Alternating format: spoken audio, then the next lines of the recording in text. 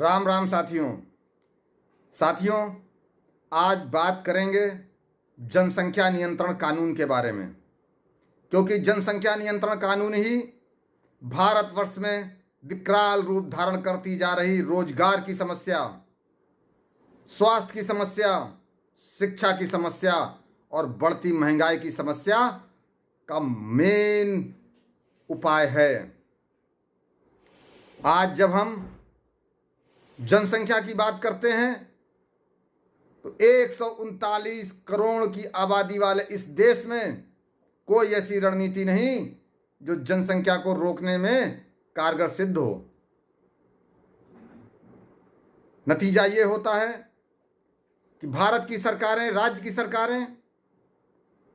मूलभूत सुविधाओं को उपलब्ध कराने के लिए इंफ्रास्ट्रक्चर की व्यवस्था करती हैं, लेकिन जब तक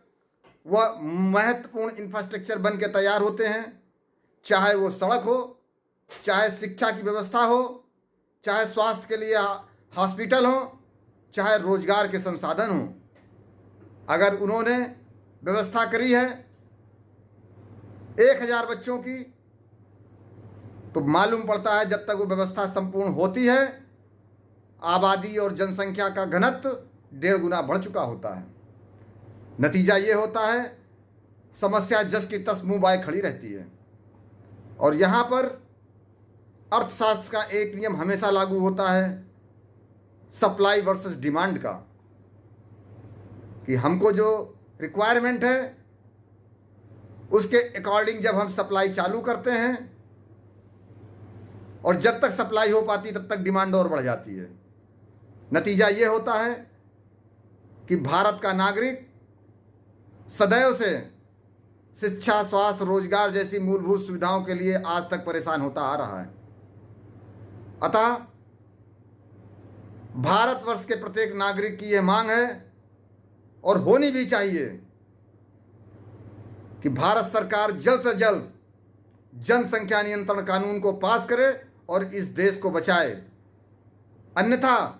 आप कितने भी संसाधन पैदा कर लीजिए, लेकिन बढ़ती हुई जनसंख्या ठीक उसी प्रकार काम करती है जैसे लकड़ी पर लगी घुन का कार्य होता है, कि आप जैसे जैसे उसको संभालने की कोशिश करेंगे, लेकिन वो बढ़ती हुई घुनें उसको ढीला कर देंगी, उसको खोखला कर देंगी और एक दिन वो लकड़ी बुरादा बन के गिर जाएगी। वही हाल आज भारतवर्ष का होता जा रहा है।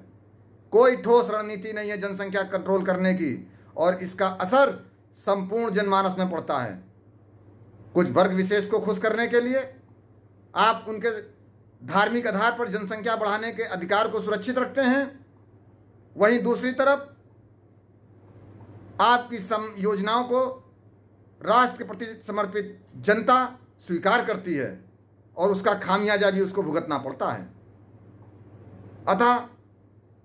सभी भाइयों से अनुरोध है कि जनसंख्या नियंत्रण कानून के लिए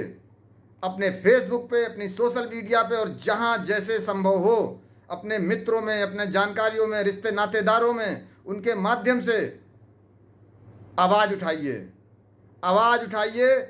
सरकारों से मांग कीजिए कि जनसंख्या नियंत्रण कानून जल्द से जल्द बनाया जाए और भारत देश को बचाने की प्रक्रिया में सार्थक कदम उठाया जाए। जय हिंद, जय भारत, जय हिंद।